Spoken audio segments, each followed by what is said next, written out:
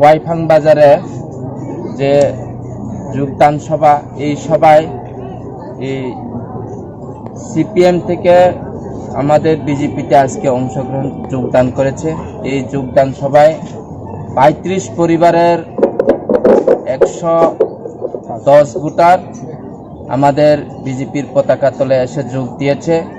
সেটা আমাদের জুলাইবাড়ি মণ্ডল সভাপতি অজয় রিয়াং এবং আমাদের সহসভাপতি কমন ত্রিপুরা, আমাদের ডিস্ট্রিক্ট সেক্রেটারি বিকাশ বৈদ্য এবং যুব মোর্চার সভাপতি কেশব চৌধুরীর নেতৃত্বে এই যোগদান সভা হয়েছে। এবং আমি নবাগতদের সবাইকে স্বাগত জানিয়ে তাদেরকে আমি বরণ করেছি এবং আমি আমার কলিগ যে জুলাইবাড়ি বিধানসভার মণ্ডলের কার্যকর্তাদের অসংখ্য ধন্যবাদ জানাই। আমি জয়ের ব্যাপারে 100% নিশ্চিত।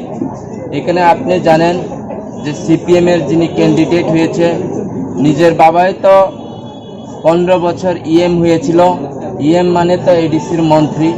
এডিসির মন্ত্রী হয়ে আপনারা জানেন, সাংবাদিক ভাইয়েরা, যে এডিসি সার্ভিস বিচ্ছিন্ননগর কলসি কতটুকু উন্নত করেছে। এবং এই আপনি যে